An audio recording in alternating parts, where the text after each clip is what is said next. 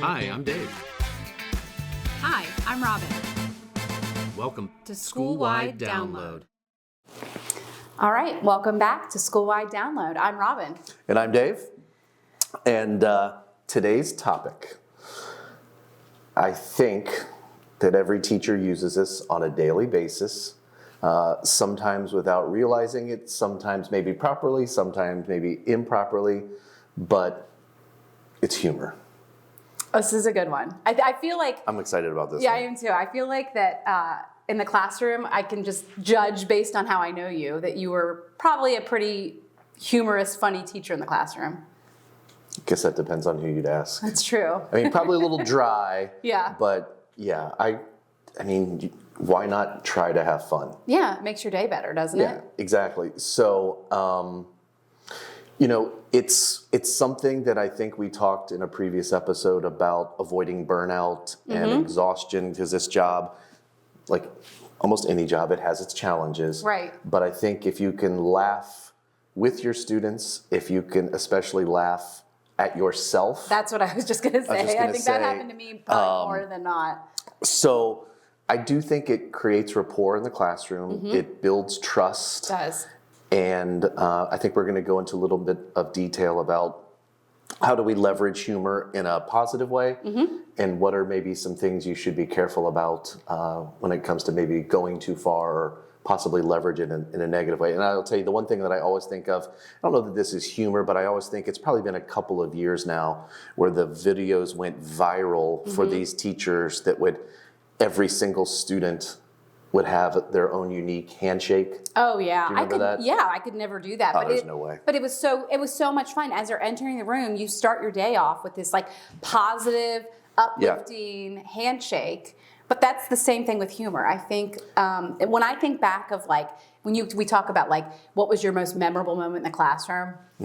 It wasn't like, oh, the lesson plan that I really rocked, or it wasn't, oh, we did really well on the state test, or I can remember stories of things when we were laughing. If it was something I did that they were laughing at, if it's something that a joke, but that was my most memorable times. Yeah, and oftentimes the most powerful memories that generate the highest number of laughs, typically from your colleagues, not you, is when you did something that either didn't go well or you thought something would. Anyways, it's kind of like our epic fails. Yeah. Oh, yeah. That's where people take the most joy in laughing. And you have to laugh at yourself. Oh, absolutely. I can remember times of one time I fell in the classroom, I slipped, and I was embarrassed, but the kids were laughing and they kind of stopped because, they didn't want to like offend me. But then I just joined in with them because it was funny. Like, it was funny. I fell in the classroom. Like, let's laugh about it. So you physically slipped. Oh, I fell, yeah. Did you ever have any verbal slips?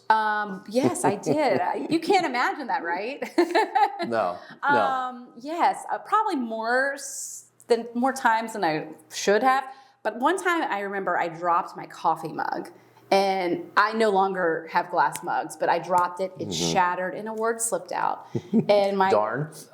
Close. And my fourth grade class thought it was the funniest thing. I still have kids today that I had in that class, and that's what they talk about. Remember that time? And I'm like, seriously? Yes, I remember that time. But it was funny, and it made light of the situation. And I think they also like saw that I was a real person. We talk about that. Yeah. Kids sometimes have you up on this like, you live at the school. You sleep at the school. Yeah, like you're not a real person. I think it makes you, the humor brings that like authenticity. Yeah, and especially like oftentimes sometimes teachers live in the district, sometimes they don't. Yeah. And I never lived in the district that I taught, so they're not going to very likely see you at the grocery store. Yeah, absolutely. But when they do, it's like that moment, like, oh my gosh. Oh, like yeah. You're like famous. You don't just live, famous. You don't just live at the school building. Right. So I think a couple of things, like before we transition into some more discussion. So this kind of, to go to the backbone of some other episodes, humor enhances relationships, which has this trickle-down effect on everything you do in Yes, the it classroom, does. from classroom management to academic achievement. I think it is all related. So if you can have fun at appropriate times, you can laugh at yourself, you can bring it in to your classroom, Right. it's going to serve you extremely well in all other areas of concern in the class. Well, and I think we talked about too previously that like building those relationships with your colleagues and your students Yes. just makes your day better.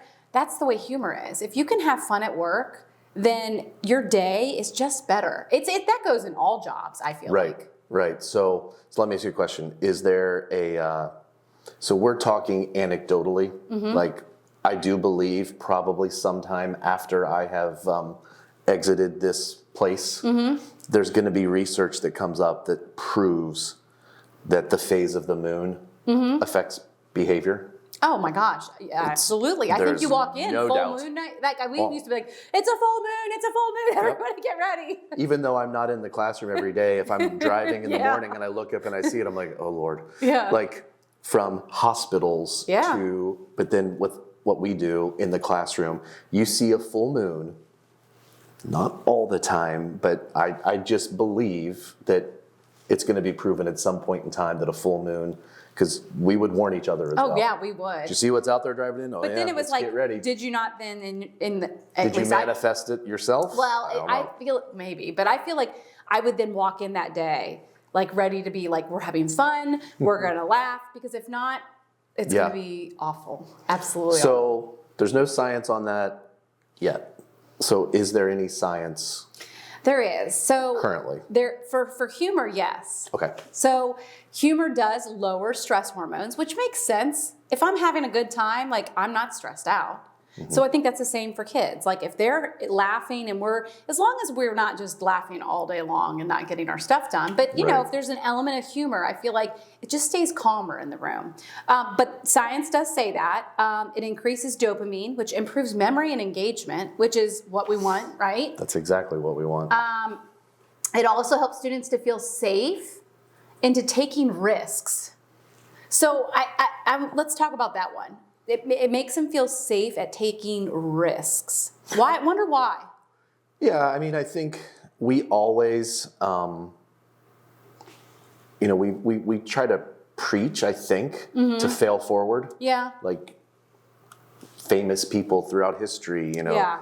I think Thomas Edison failed how many hundreds or thousands of times before. But sometimes as teachers, we don't always do it. Yeah, that's true. That's what I was just thinking. So I think as we take risks as instructors, and the kids know that, and I would be very direct and tell my class, hey, look, I'm going to try something different today. Yeah. Regardless of what it was, whether it was a management thing, an instructional practice, a piece of technology. So it wasn't so much humor, but it was keeping the mood light. But then I would say, and at the end of the class, if this didn't work well, tell me. Yeah. And we can have fun with it. Or if I be very, Yeah, very that makes honest. sense. So I think, and then I also believe if you do, based on those scientific pieces you mentioned, if we can laugh with each other, Yeah. which if we start promoting that, that's not that hard. But then when a student makes a mistake, they're not cringing and cowering and like, oh my gosh, they're going to make fun of me. They may even themselves say, oh my gosh, I sounded so silly. And we're like, yeah, you did. Yeah. And it's like this safe And that environment. prepares them for life. Yes. Because like you're going to be, Yes. you're not always going to be successful in all the Right. things you do. So being honest and being able to like go, oh, that was silly. I shouldn't have done that. Just being like that self-reflection Yeah. is a good trait to keep. And I don't think you want to beat your, like, it's probably not best practice. I can't Yeah. believe that was so dumb. Like, that's not the right language. But we can just say things like, Yeah. well, that didn't go as I thought. And then a Yeah. lot of times you're like, well, that's okay, Mr. Clark. So once you get that Be able to, compassion like, yeah. that was generated from laughing at yourself or laughing at something, obviously we don't want to make it too personal with the kids. No. And you have to know, just like whether it's teaching or coaching, certain styles work better with certain kids. So you have to get to know your kids. Yeah.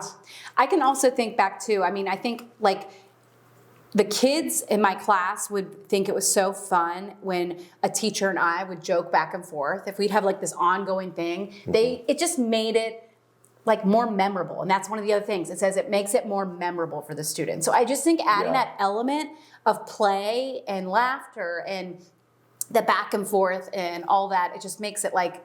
And another thing I think is important, and for some people watching this or listening to this, one of the things that you may be thinking is, well, I'm not funny. Yeah. I'm not that funny. I don't tell. You don't have to tell jokes. I mean, if you do tell jokes, all the more power. You could start the day off with a joke on the board. Yeah, or something. put it up on the board. Yeah. It doesn't have to be yours. I never was one to tell a bunch of jokes. However, what I always thought helped to build better relationships with students is you have to figure out, like, some of your kids like to be verbal in the class and some don't. Yes. Absolutely. So for me, one of the things it's an easier lift, I think. Yeah. You do have to practice it, is some kids find humor in the nonverbal. Okay. So in other words, one kid I may say something to and he'll say something back, or she, but with other kids, if you've built that relationship, if you've had conversations with them and something funny happens that might be related to what you talked about, then it's just that, like that nonverbal, like an elbow tap, or just like make eye contact, raise your eyebrow, something simple like that. And then that kid acknowledges that you've paid attention to them, that there's, there's been some type of connection through humor, but they don't want to talk. They don't.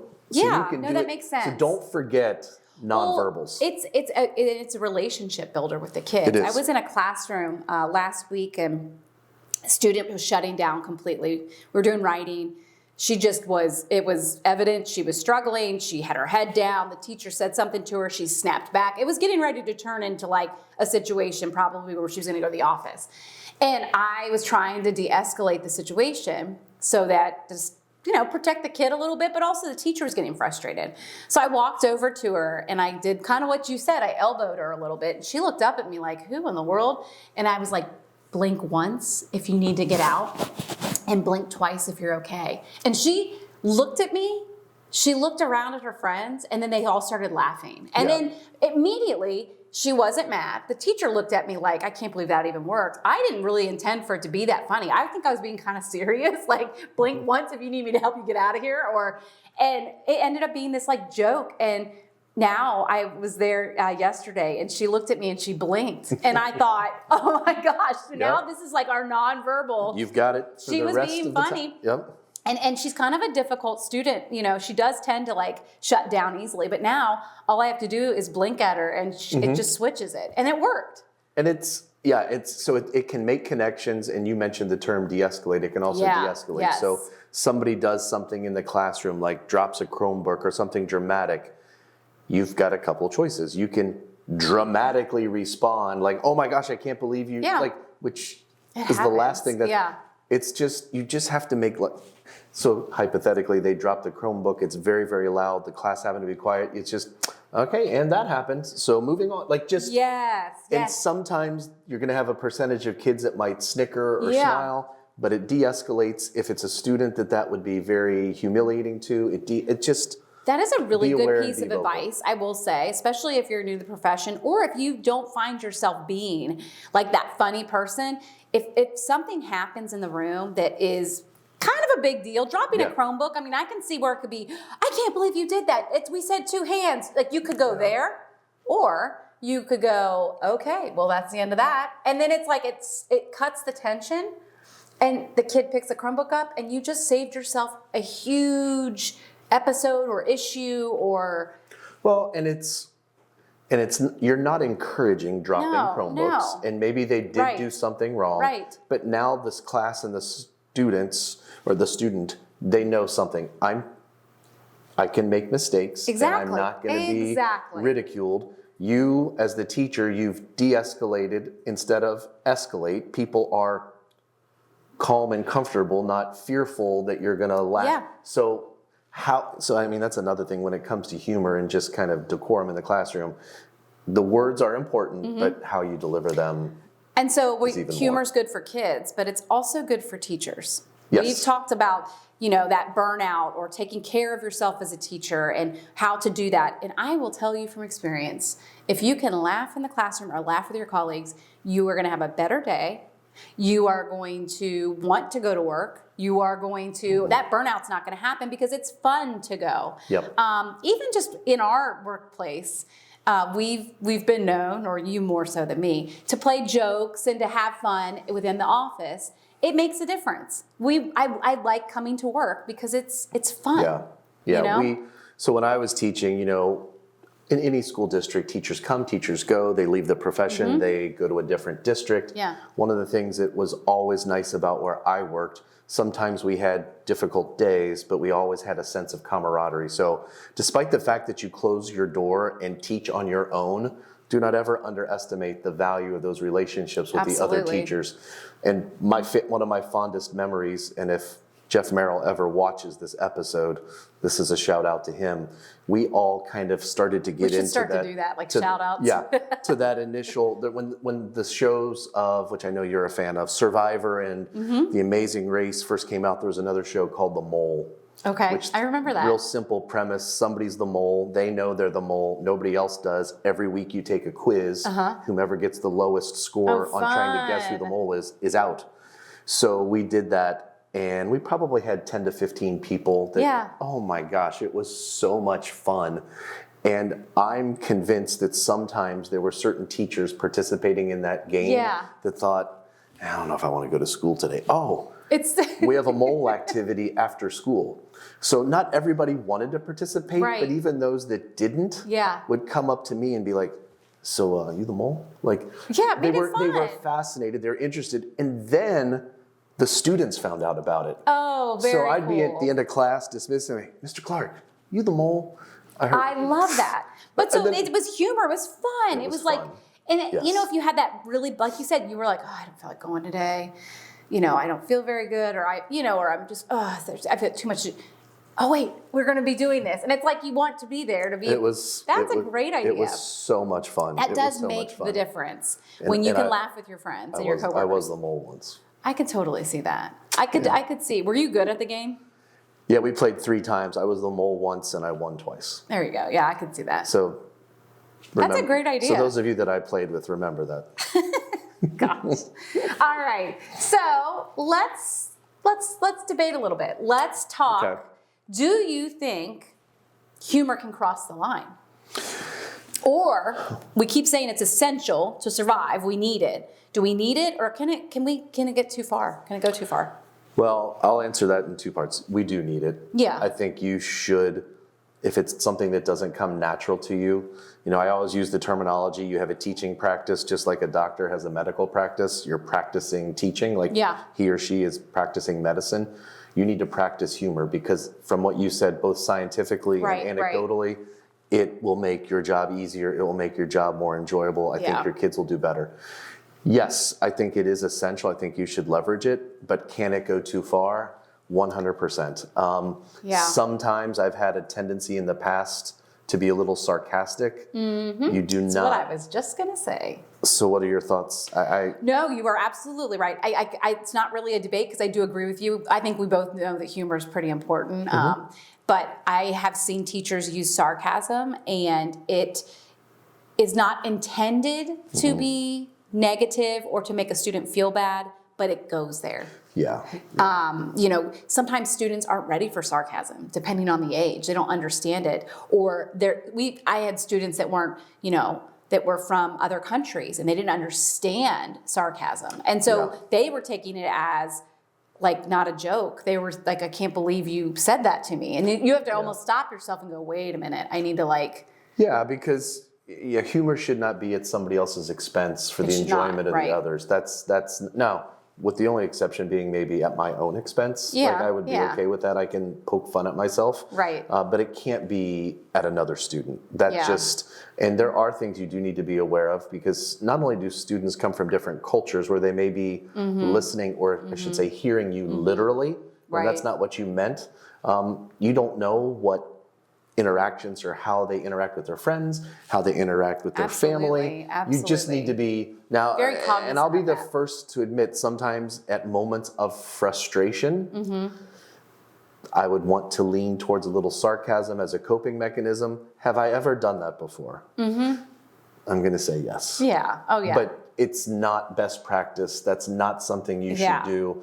because you don't want kids to feel uncomfortable. And the worst possible thing is to make fun of a student. That's what. And the other students are cognizant of it. You can't do that. I mean, I think sometimes as I'm referencing the teacher that comes to mind, but I can even think of myself, not meaning to be that way, but maybe being a little too sarcastic, and then you see the student's face get flush and they're embarrassed, and then immediately you're like, that was not my intention at all to embarrass them. Right. And then it's like, so it is one of those things. And we're adults. Our humor is a little bit different, obviously, than my 10-year-olds in my 4th grade classroom, So it is one of those things you should be careful with.